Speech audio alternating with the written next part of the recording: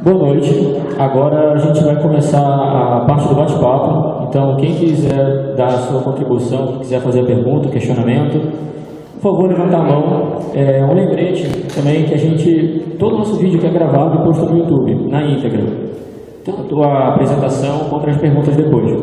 Então, quem quiser falar, por favor, é convidar a falar no microfone para deixar registrado tanto a pergunta quanto a resposta. E chamar os dois professores também aqui para realizar o nosso bate-papo. E, enfim, quem quiser, só levantar a mão. Vamos lá. Os amigos do Almanac do Peso.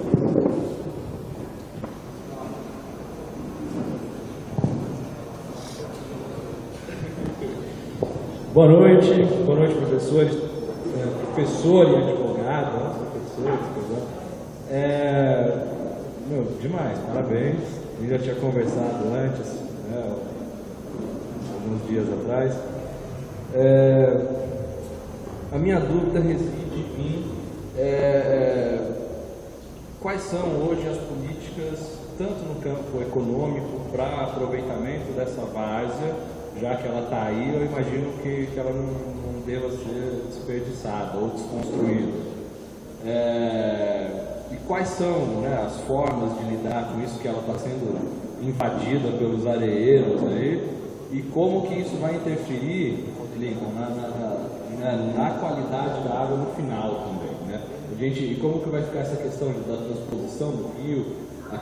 Você usou uma palavra-chave fantástica naquela nossa conversa, que o Rio Paraíba é um cabo de guerra, né?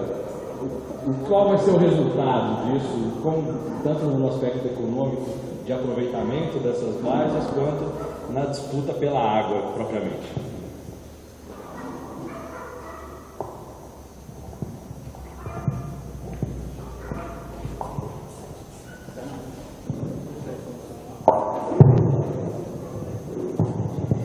Bom, vou começar aqui, Lincoln, está cansado. Muito bem. Maravilha. Olha, eu já estou, hoje aqui eu estou já propondo uma abordagem que tratarmos primeiro esse sistema de polders, esse sistema que nós tivemos, como uma questão histórica, como patrimônio cultural. E a partir daí eu acho que a gente vai ter, além das questões ambientais, que já são regulamentadas e tem uma agenda, né, e a agenda que envolve, ou as preocupações que envolvem a questão da água, elas são, entre aspas, mais objetivas, e elas, mesmo com a sua objetividade, não conseguem ser equacionadas e resolvidas. Eu acho que se colocarmos mais uma preocupação, que é a preservação como cultura, como patrimônio cultural, seria mais um impedimento para que as cavas, para que os loteamentos não adentrassem a várzea. Porque só a legislação que já é rígida não consegue barrar.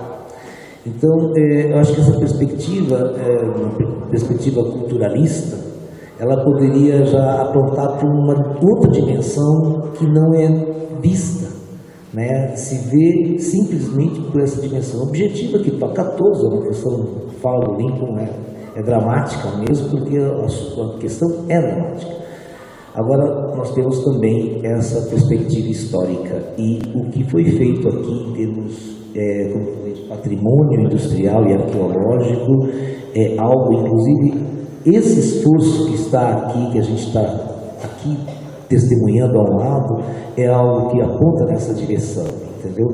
E acho que essa seria um complemento novo, tratarmos o sistema de polders como patrimônio arqueológico e industrial, como uma agroindústria, né? E em vários países isso é tombado, isso é preservado, isso é cultuado e cultivado, né? E se trata de uma grande versão de capital, ou seja, do Estado. Então isso está sendo jogado fora de uma maneira totalmente irresponsável.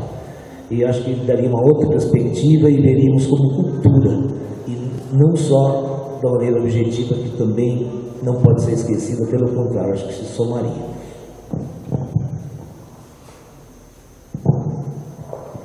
Praticamente impossível falar uma resposta de como resolver esse problema da transposição em uma única palavra. Mas eu acho que se eu fosse resumir, óbvio, Lulante, educação. Por qual motivo? Porque se a gente não tiver um uso mais racional e consciente da água, não lembrar que a gente perdeu o vínculo com a zona rural, grande parte da população hoje é urbana, e a gente esquece, quando abre a torneira, o custo que tem essa água. Essa água longe, às vezes na serra, sendo produzida, e a gente tem invasão de áreas de mananciais.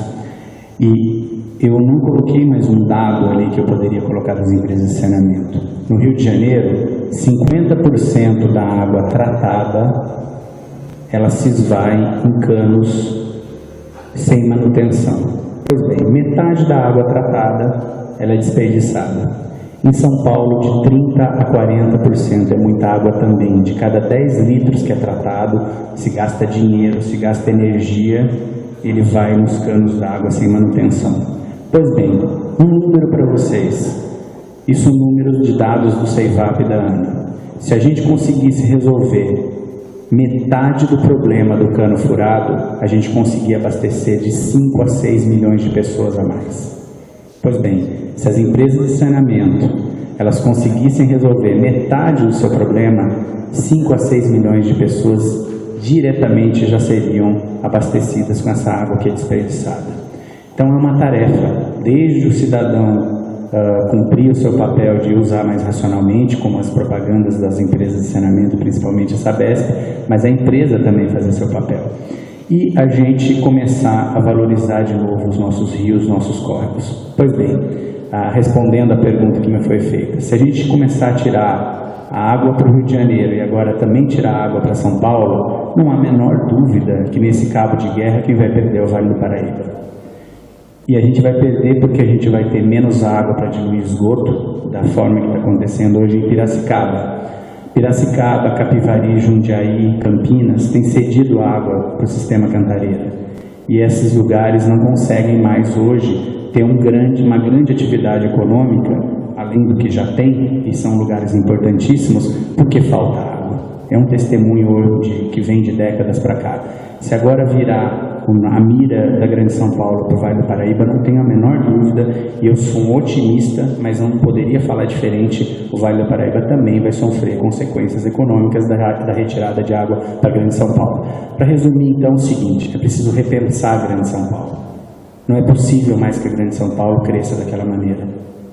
É preciso, de repente, interiorizar aquela população, não sei, espalhar aquela população. É uma tese de doutorado aqui que a gente precisava construir, né, professor? Mas não é possível mais. Transferir a capital para o interior, uma época queriam transferir para Brotas. Não sei se essa seria a solução, mas não é possível tanta gente viver espremida num único lugar, que é a Grande São Paulo. Aquilo lá tem contaminado o seu entorno e cada vez mais espalhando o seu tentáculo. Já acabou com a região de Campinas e Piracicaba, está querendo agora também virar para o Vale do Paraíba. Não estou sendo terrorista, é uma situação que a gente vai ter um seminário em que o pessoal de Piracicaba vem contar o drama do que é mandar água para Grande São Paulo. A gente quer evitar isso. Vamos conversar tecnicamente. Grande São Paulo, você quer água? Faça a sua lição de casa antes.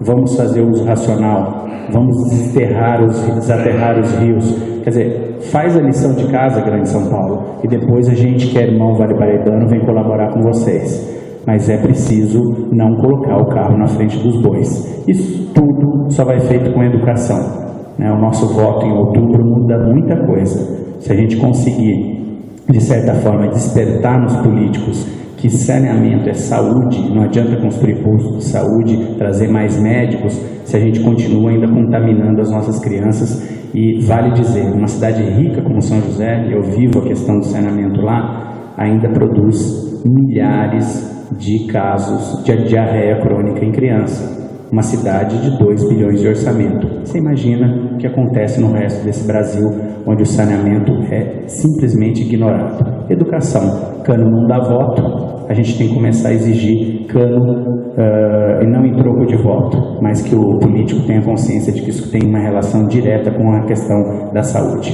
Obrigado.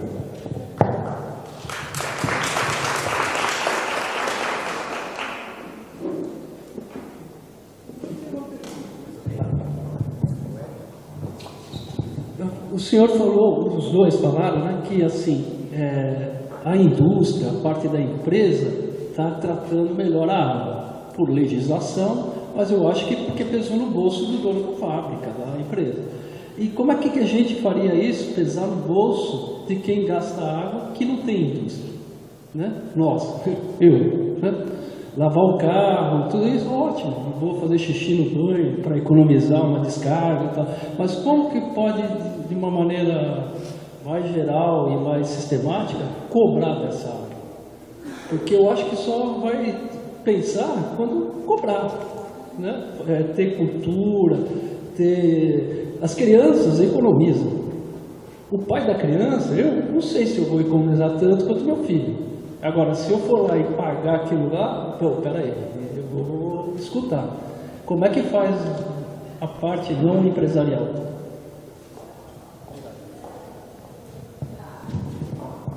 É uma boa.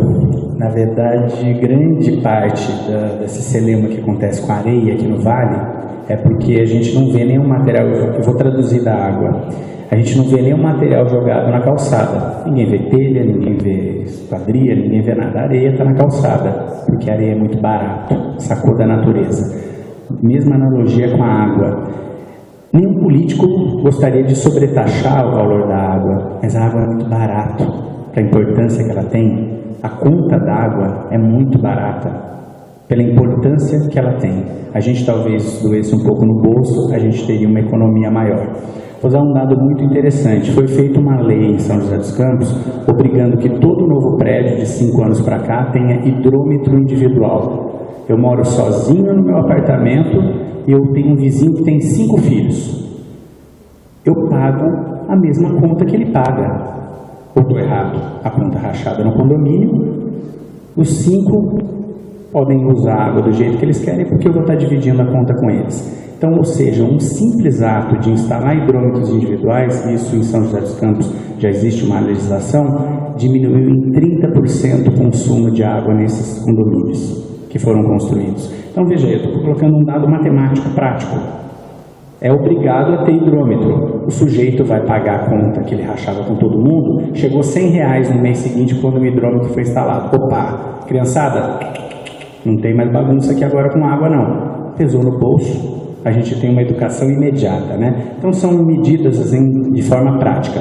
As indústrias só melhoraram o sistema de tratamento de água por 2 motivos. Porque a água tem custo, porque a sociedade exigiu. O sujeito não consegue mais vender para fora se ele não tiver ISO 14000, ISO aquilo, e se ele não comprovar que ele tem reuso d'água. Então ela não fez porque é boazinha só, ela fez porque pesa no bolso e porque a sociedade exigiu. A brasileira, não, principalmente a lá fora, mas o Brasil também já tem consciência hoje de que alguns produtos devem ser mais caros porque tem um custo ambiental. O custo ambiental ele tem que ser internalizado. Então as indústrias têm feito papel. Mas, por exemplo, uma medida como essa, não sei se Taubaté tem uma legislação, mas de instalação de hidrômetro individual obrigatório em edifícios, 30% da água é reduzida no dia seguinte. Então é uma matemática interessante a ser adotada. Usei um exemplo, podia usar alguns outros.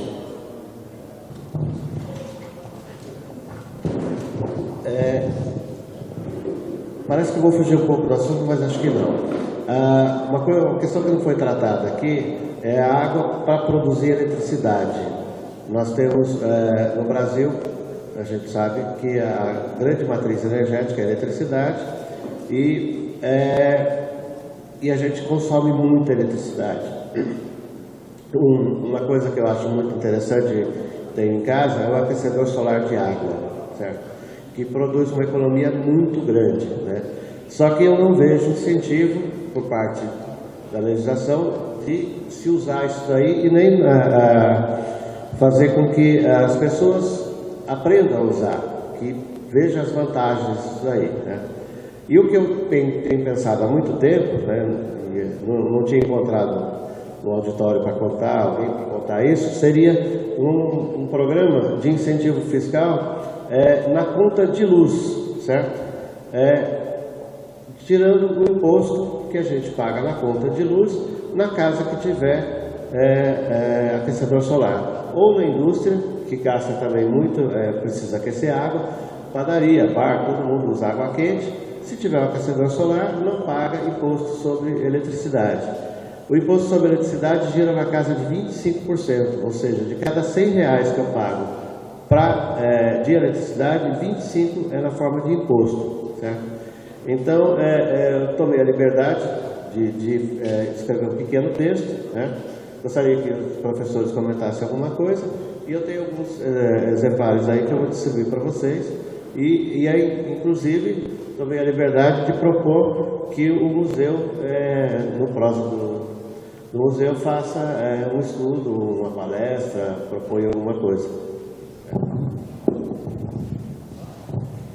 Bom, essa questão da economia proporcionada por outras formas de gerar energia é realmente uma questão fundamental e está sendo aí um grande desafio, não só da legislação, mas dos arquitetos, enfim, e realmente se preocupar com a questão do impacto que a própria construção e o dia a dia de uma casa gera, né? Enfim. E a grande perspectiva é que as casas sejam produtoras de energia, né, como a gente já tem, ou seja, que aqueles que se possam inclusive vender, ou seja, retornar energia. E aí, de fato, a energia solar, a captação da energia solar é de fato uma das alternativas mais apropriadas ao nosso país, né? Sem dúvida. A gente é um país solar e não usa dessa energia. Infelizmente, o combustível fóssil ainda, o carro a gasolina é mais barato em taxa com relação a um carro elétrico. Ou seja, a gente ainda tem uma cultura de usar o petróleo. Pois bem, aquecedor solar é interessante porque primeiro devia ser subsidiado. Porque quanto mais você tem escala, ele vai barateando. O governo dá o primeiro passo, subsidia, tira o imposto de quem está produzindo e depois aquilo ganha escala e é possível depois você baratear o aquecedor. Segundo ponto interessante é de que no Brasil já existe uma legislação em que se você tiver excedente dentro da sua propriedade, através de um aquecedor solar que possa gerar energia, você possa vender para a rede, ou seja, fazer um balanço de formas que você não paga a conta e ainda vende essa energia para a empresa. Então, é um balanço que hoje é possível fazer. Eu vi uma casa conceito em Curitiba, onde já existe isso. O sujeito não só não gasta, como ele fica com crédito, né? Caso ele produza mais energia do que está consumindo. É uma tendência, e é uma tendência lá fora, e uma tendência de não ter isso no Brasil é uma coisa absurda. Eu vou só fazer um minutinho de um cenário. Aqui em Canas estava uma luta muito grande para proibir uma termoelétrica de ser construída há dois anos atrás. Pois bem, a mesma empresa que ia construir uma termoelétrica aqui, ela está construindo uma das maiores usinas solares no mundo, no México. Não consta que o México tenha mais sol do que o Brasil, mas a mesma empresa. Aqui eles trouxeram para construir uma termoelétrica para queimar carvão. Lá eles levaram a mesma empresa para fazer energia solar. Ou a gente muda a fonte das nossas energias, ou a gente vai realmente ter problema. E só para finalizar é o seguinte, todas as empresas que o professor mostrou e eu mostrei, nenhuma delas foi construída para ser caixa d'água. Grande parte delas, inclusive Paraibuna, era para produzir energia elétrica. Pouca gente sabe, mas Paraibuna, o projeto era o seguinte, lançar água para Caraguatatuba, ela desceria a serra em alta velocidade, produziria energia elétrica lá em Caraguatatuba e essa energia era redistribuída para cá, para cima. Então, assim, todas as represas elas foram construídas com fim energético. e grande parte delas até a década de 70, no período militar. Da década de 70 para cá, pouquíssimas foram construídas, e grande parte para energia elétrica. Só agora, com essa crise de água, a Agência Nacional de Águas decretou o seguinte: é preciso mais água do que energia. E a gente, então, inverteu isso. Mas as caixas d'água eram para produzir energia. A gente tem que usar isso de forma mais racional. Obrigado. Curitiba, mas quando a professora falou de Curitiba, no meu apartamento em Curitiba, já há 5 anos que a gente paga, cada um paga a sua água separada, porque era um horror o gasto. Porque como é um apartamento que fica próximo a uma universidade evangélica, não sei se o senhor conhece, então tinha, os estudantes eles fazem aqueles 10, 15, né, se amontou no apartamento. A gente pagava horror. Então, nós decidimos que cada um pagaria o seu. Por exemplo, no meu apartamento moram 3, 4 no máximo, 3, 4 pessoas, a gente estava pagando por 10, 15. Então já existe, não sei se existe uma legislação em Curitiba, porque eu não estou morando diretamente lá, mas o nosso gasto de água baixou, né? Na verdade, em todo o prédio, porque a partir do momento que dói no bolso, que pega no bolso, o cara se agiliza, né?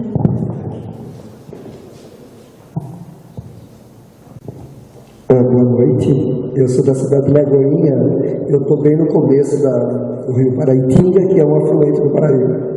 E hoje, essa semana, 3 amigos meus que tinham sítio na zona rural, reclamando que secaram as águas. Essa semana. Eu brigo muito com essa parte de meio ambiente na minha cidade.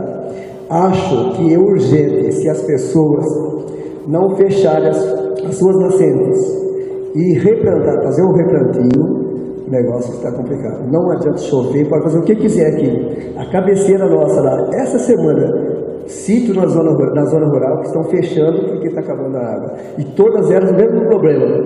Onde tinha nascente, não era conservada. Só isso. Só para comentar, o Vale do Paraíba teve o ciclo da cana, né? O ciclo do café, o ciclo da braquiária, o ciclo agora do eucalipto. Podia ter o ciclo da produção de água. A gente é uma grande caixa d'água, a gente está entre a Serra da Mantiqueira e a Serra do Mar. Se a gente fizer com que São Paulo, a Grande São Paulo, pague para que o produtor rural aqui tenha quantidade e qualidade de água, eu acho que é o próximo ciclo econômico que a gente devia ter na zona rural. Vamos plantar mata para produzir água. A água vai ser o petróleo do século XXI. Então, eu acho que é a saída para a nossa zona rural. Vamos ter um novo ciclo econômico na zona rural. Plantar árvore com a consequência de ter água e o produtor rural receber por aquelas árvores plantadas. Acho que é uma solução na conta do paulistano para que a gente possa mandar para lá. É para pensar. Meu nome é Larissa, eu sou daqui da Taubaté mesmo. Na verdade, eu fiquei bem instigada com a questão que nosso colega falou do preço, né? O que acontece? A energia aqui, né, geralmente ela é mais valorizada do que a água. O que acontece? Você está com a conta de luz muito alta, você vai e troca a sua lâmpada, né? A sua lâmpada que consome tanto, você troca por uma que consome menos e mesma luminosidade. Ok. Se fosse isso na água, o que poderia ser feito? Né? Quais as medidas poderiam ser tomadas para que a água não escorresse pelos ralos daí? Pelo meu conhecimento, né, bem raso, quando eu passei pelo SENAI, eu fui presidente do NPAQA. O que é NPAQA? Núcleo de Prevenção a Acidentes e Qualidade Ambiental. O que a gente mostrava para os alunos por meio desse núcleo? O redutor de vazão. Uma coisa simples, parece que não modifica nada, mas a diferença na distribuição da água, do gasto da água, era muito menor. Então, você usa a sua torneira da pia mesmo, para você escovar os seus dentes. Você deixa ela aberta. Você vai fechar, lógico. Ainda que não feche, você deixa ela aberta. Com o medidor de vazão, a mesma quantidade que você usaria com ela fechada, né? Você usaria, abriria, usaria, fecharia, escovaria o dente, aquela coisa toda. Se tivesse aberta com o redutor, seria a mesma quantidade. Não estou dizendo que você tem que deixar a água escorrendo enquanto você escova o dente, não é isso. Eu não acredito nisso, não faço isso. Mas é uma medida que ajudaria, em certo ponto, esse gasto de água. Isso se também, né, fosse pensado. A pessoa geralmente recebe esse redutor e fala assim, eu vou diminuir? Você acha que eu vou ter a mão de obra de ter que rosquear minha torneira, colocar um negocinho de plástico minúsculo ali, que não vai modificar nada a minha vida, mas vai me dar o trabalho de ter que fazer aquilo? Então eu acho que pesaria sim se fosse a conta mais alta, porque daí essas medidas seriam tomadas. Assim como a troca da lâmpada, que já é muito usual hoje em dia. Só isso.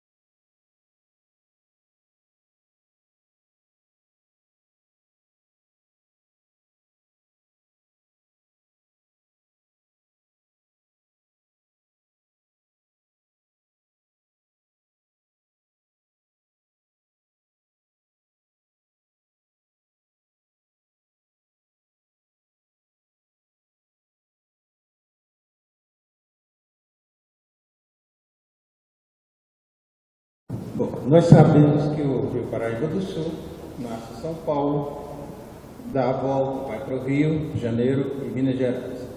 A pergunta é o seguinte, o Rio de Janeiro, eu li, acho que no ano passado, um livro interessantíssimo, né? Mas é um livro muito técnico, Paraíba do Sul, Rio Estratégico, de Victor Coelho, parece que é um especialista nisso, muito bom e tal. Ele propõe soluções, muitas soluções, dá um diagnóstico de tudo da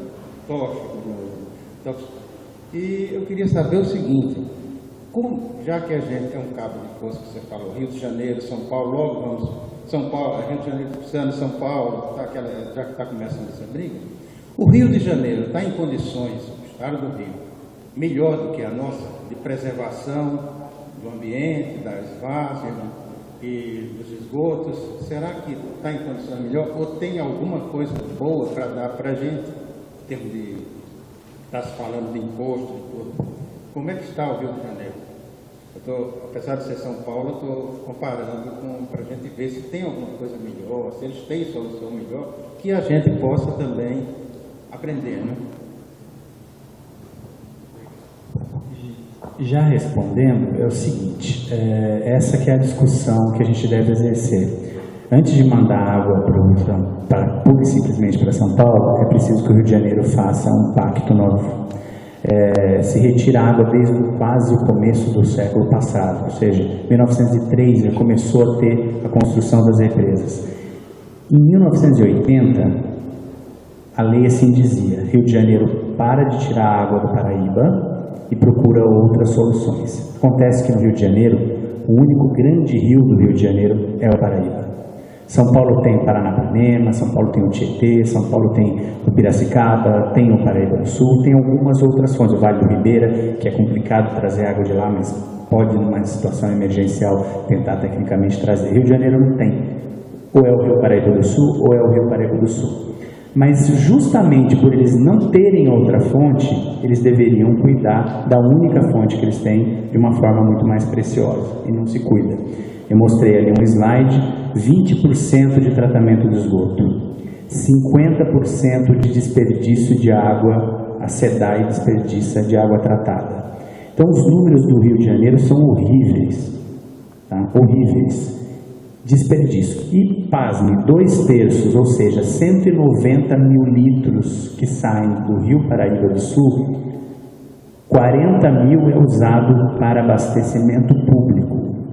Os outros 150 mil são para empurrar a cunha salina, para a mar não entrar dentro do estado, ou entrar até causando problema na agricultura e na indústria, e para diluir esgoto do Rio Guandu.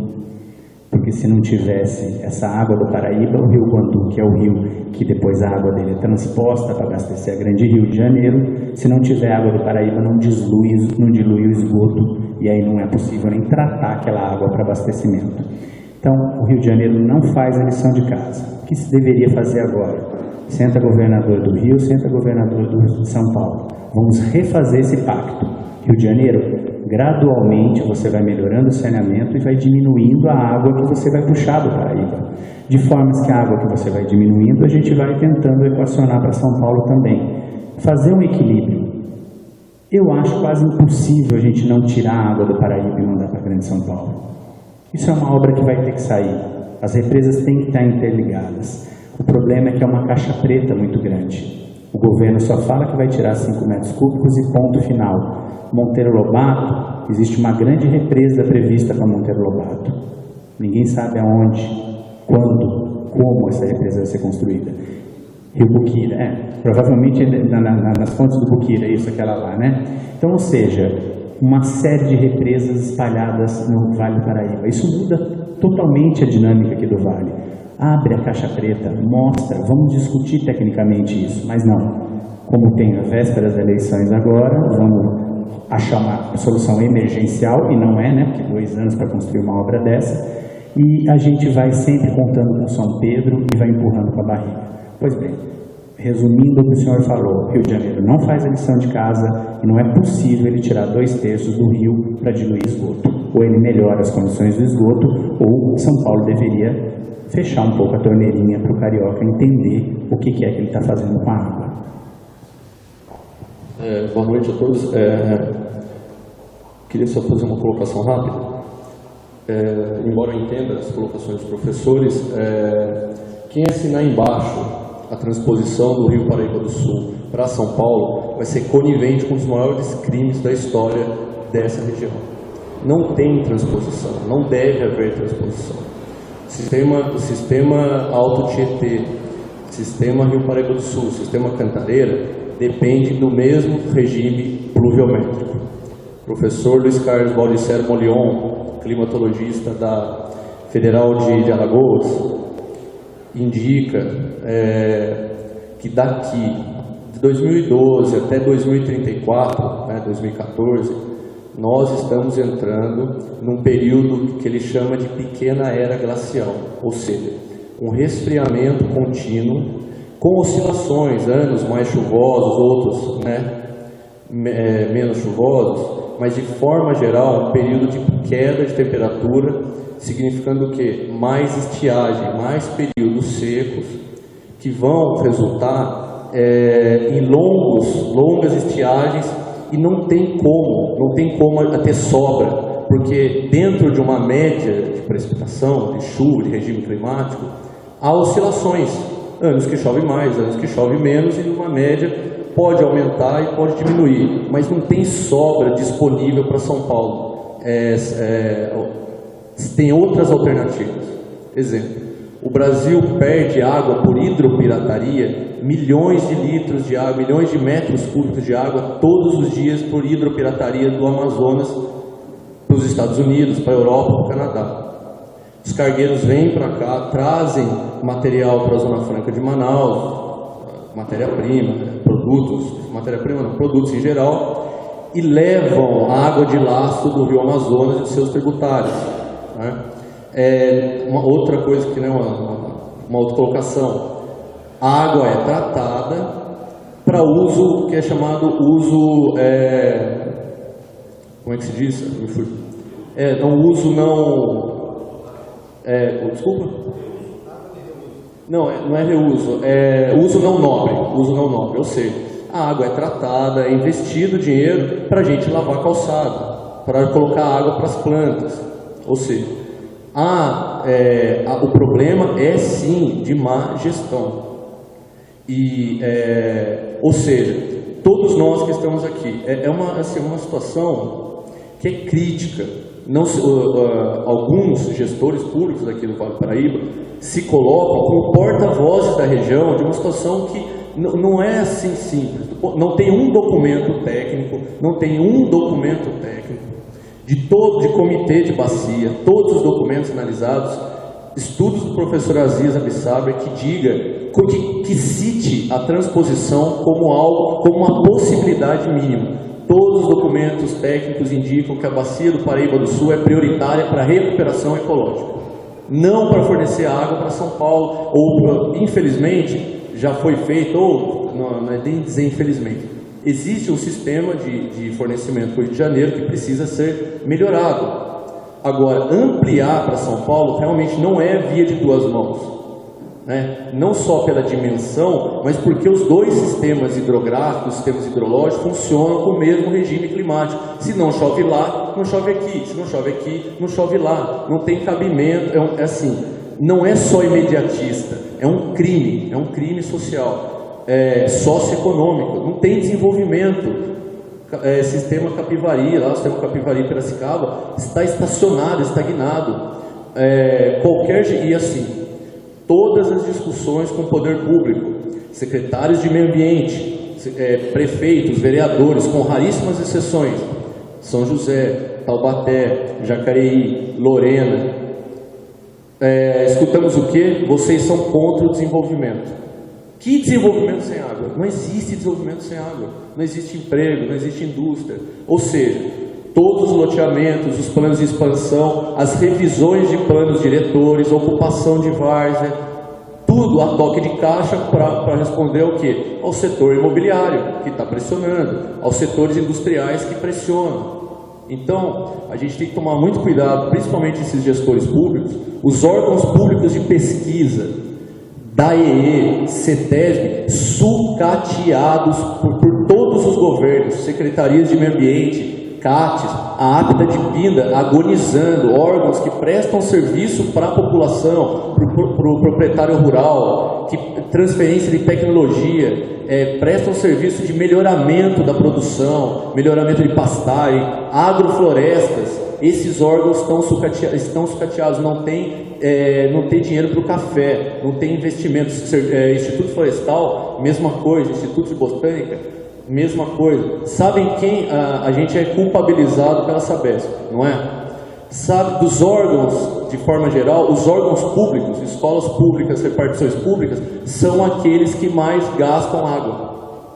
Não instalam nem o redutor de vazão. Eu sou professor na FATEC de Jacareí, curso, e também da Unital, colega do professor Ademir aqui, curso de meio ambiente e recursos hídricos, o prédio recém-inaugurado, foram cortar a fitinha lá, né, nessa época agora, sistema de descarga de válvula antigo. O prédio tem mais assim, eu não lembro a dimensão agora em metros quadrados. O telhado poderia captar água e utilizar nada. Ou seja, tecnologia tem de sobra. Não tem vontade política. A gestão não existe gestão. Estava falando para vocês do professor Molion, né? A gente está entrando num período de redução das chuvas. Não, é inconcebível a transposição do Rio Paraíba do Sul. E colegas nossos gestores sempre colocando nessa condição. Se tiver um ano que tem sobra, gente, a gente está falando de 5 a 8 metros cúbicos por segundo. E a demanda de crescimento, Taubaté crescendo, São José crescendo, não se faz um estudo confiável, né, para essa água ser usada para o desenvolvimento da região, não para atender o Rio de Janeiro ou atender assim, né, São Paulo. Então, eu acho que a gente tem que, algumas coisas a gente tem que ser duro mesmo. A gente não pode, nesse momento, ser piegas mesmo de falar aos nossos irmãos paulistanos. Não. Todos aqui, eu sempre começo as perguntas em relação a recursos hídricos com essa pergunta, tá? Sempre começo as discussões. Na casa de vocês, se a casa de vocês estiver afundando, tá? Qualquer um aqui, a casa está afundando, a estrutura está corrompida, a casa está afundando. Você reforma a estrutura, você melhora a estrutura ou você faz mais um andar? É óbvio. O que o governo está querendo fazer? Ampliar a estrutura. O que vai acontecer? Um caos que não tem solução. Não se pensa a longo prazo. Estou colocando para vocês. Até 2034 a gente vai entrar num período de redução. 20 anos, o governo está pensando agora. 2 anos, 3 anos, 4 anos, 5 anos. Então, é o que a gente passa para os nossos alunos, que a gente passa nas discussões, que a gestão pública, ela não existe.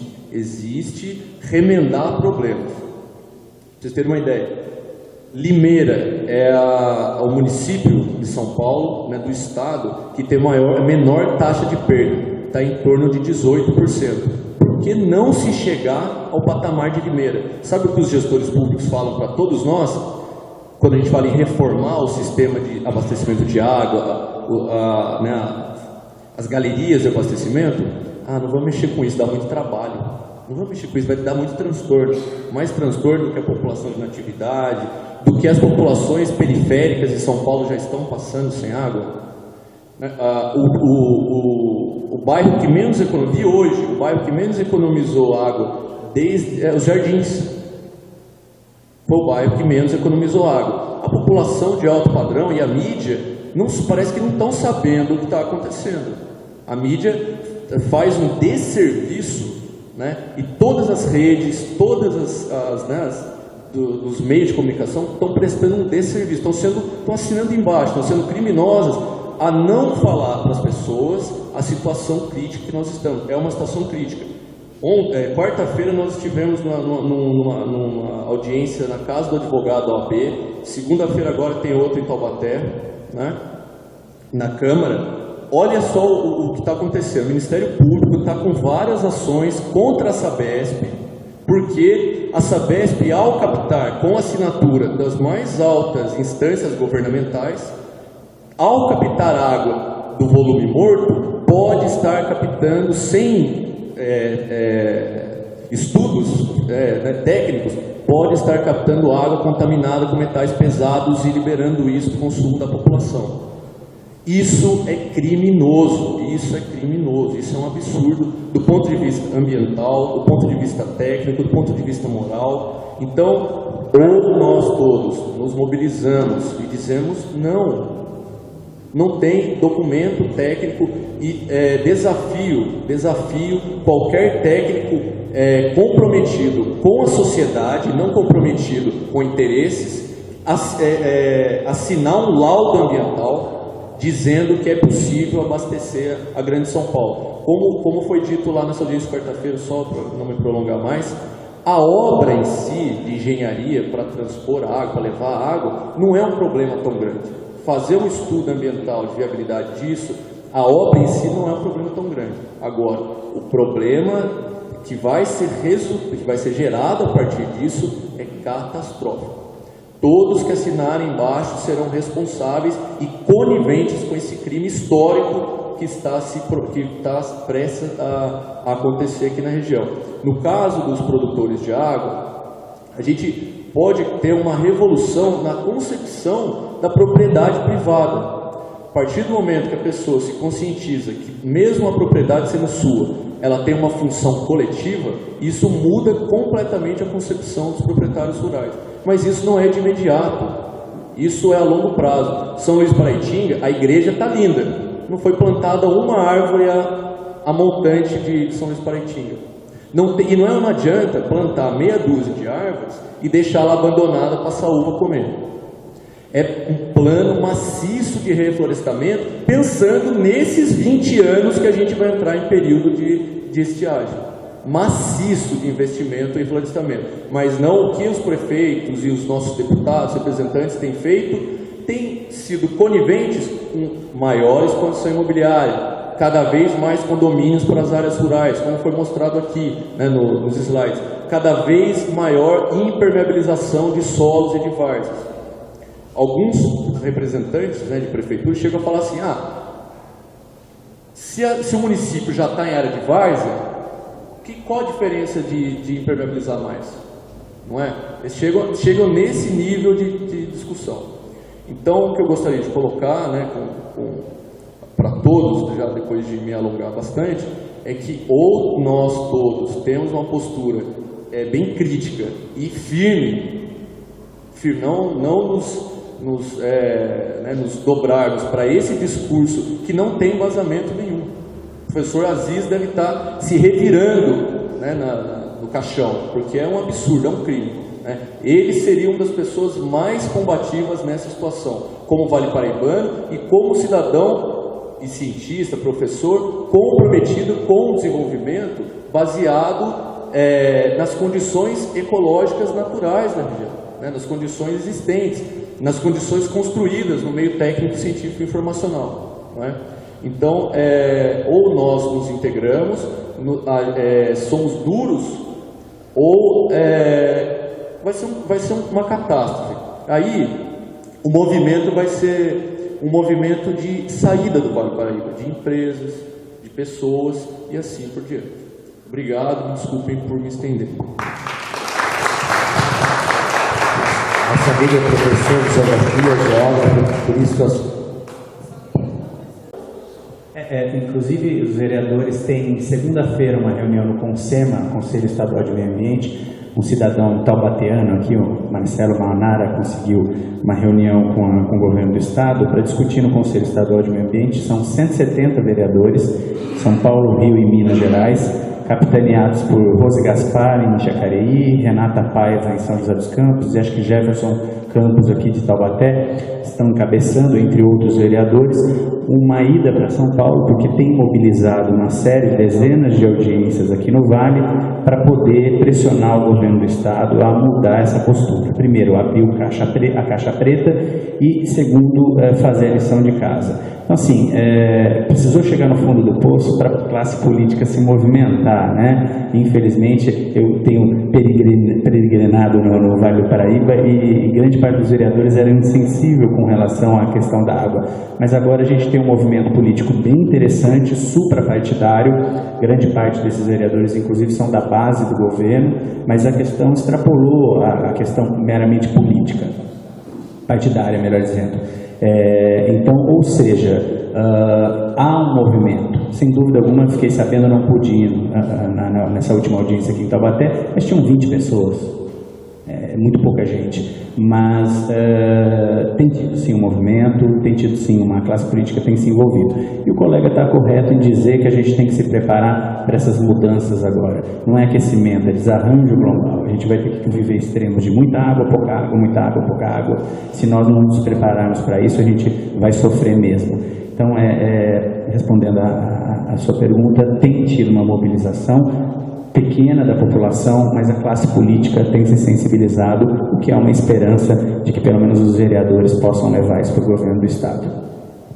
Obrigado, boa noite. Meu nome é Jefferson Cabral e acredito que acredito não, tenho plena consciência que entrei como um mero espectador e vou ser estudante, que teremos que estudar muito essa matéria, porque me fugiu o conhecimento, muitos itens que o professor Ademir e também o Dr. Lincoln Delgado apresentou aqui. E aí surgem várias questões que eu queria dividir com todos vocês, para ver se é só minha. Por exemplo, a nossa região foi reflorestada, contrassenso a Pedro II, da Floresta de Tijuca, que o eucalipto. Dizem que o eucalipto seca a terra. Eu não sei dizer isso. Depois, por que cada cidade, ou cada região, micro-região, tem uma empresa de saneamento básico na sua cidade? Isso me cheira grana. É uma caixa preta que a Sabesp, o que pouco sabemos, tem ações na Bolsa de Nova York, desperdiçando 30% da sua produção. Tempos atrás, o Gustavo Machado aqui, inclusive com os organizadores do evento de segunda-feira, em Campinas, o prefeito foi ameaçado de ser cassado, preso, o representante, presidente da empresa de saneamento Conama, alguma coisa me foge o nome agora, foi preso por conta de desvio, não de água, mas de dinheiro, de corrupção. Então ameaçar em tempos de eleição, sem proselitismo político, mas não vamos perder o voto dia 5 de outubro, vamos ganhar esse domingo e não perder. São questões assim que me surgem a cabeça e eu fico inquieto. Eventos como esse eu faço questão de participar, sempre posso e participo, mas a gente volta para casa frustrado, não é? Eu me considero de médio para baixo, inteligência, mas por quê? Por quê? Por quê? Não é verdade? A conta da Sabesp é altíssima. Eu pago uma conta alta de água e tento economizar. Minha torneira da cozinha, ela já está um quarto de volta. Os fabricantes já estão idealizando esse sistema, quem não sabe. Não a de rosca comum, mas a de esfera, é só um quarto de volta. Sai um fiozinho de água bem pequeno.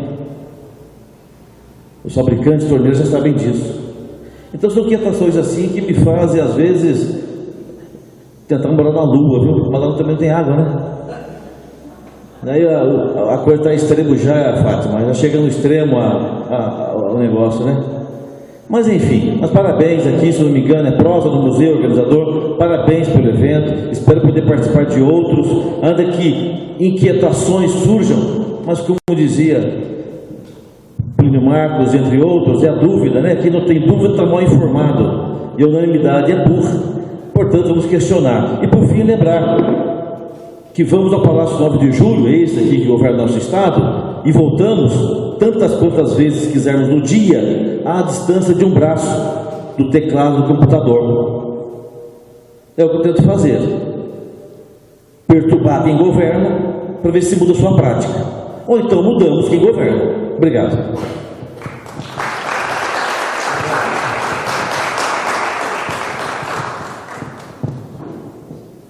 Eu só gostaria, diante do colega lá de atividade, fez aqui um desabafo dramático.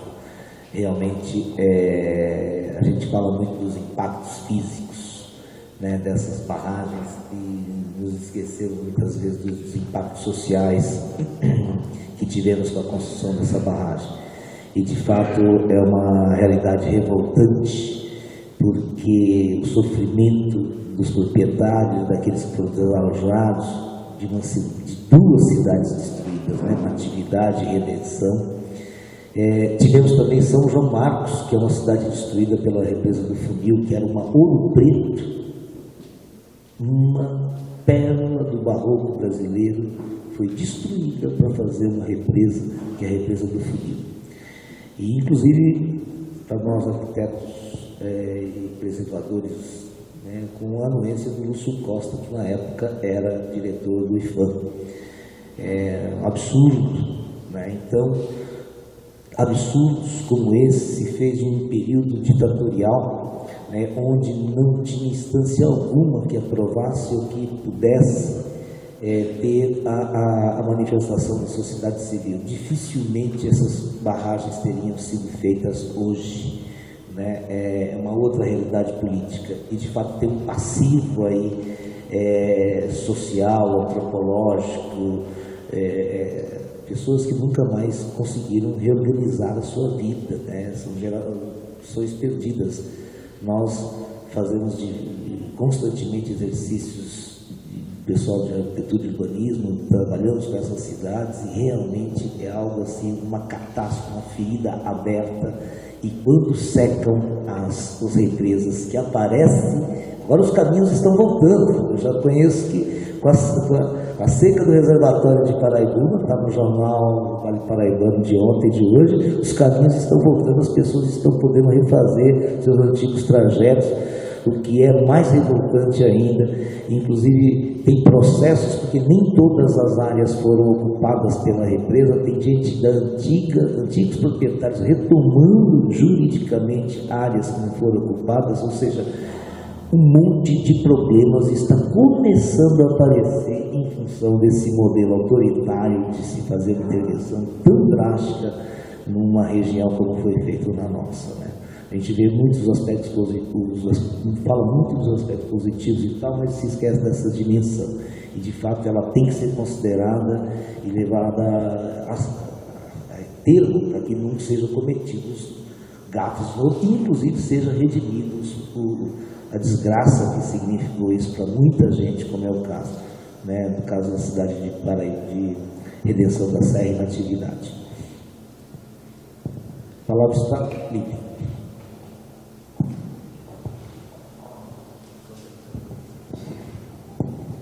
Gente, boa noite. Obrigado aqui a todos que participaram com a gente, que ficaram aqui. A gente só queria fazer 2 pequenos adendos agora. Eu queria convidar todo mundo também aqui, depois do bate-papo, a apreciar a nossa exposição da Tamira, que é intitulada Toda Semente que Brota. E também tem uma surpresa que a gente vai fazer aqui, que a gente tem um tradicional sorteio de livro, né?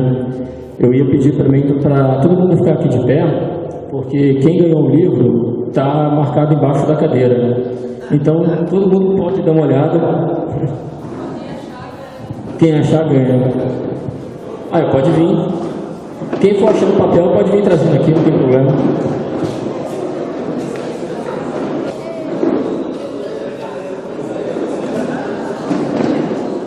Você ganhou? Então, aí é só escolher um deles. Ninguém mais achou? São 5. Tem 1, 2, tá faltando 1. Entendeu? Pode vir.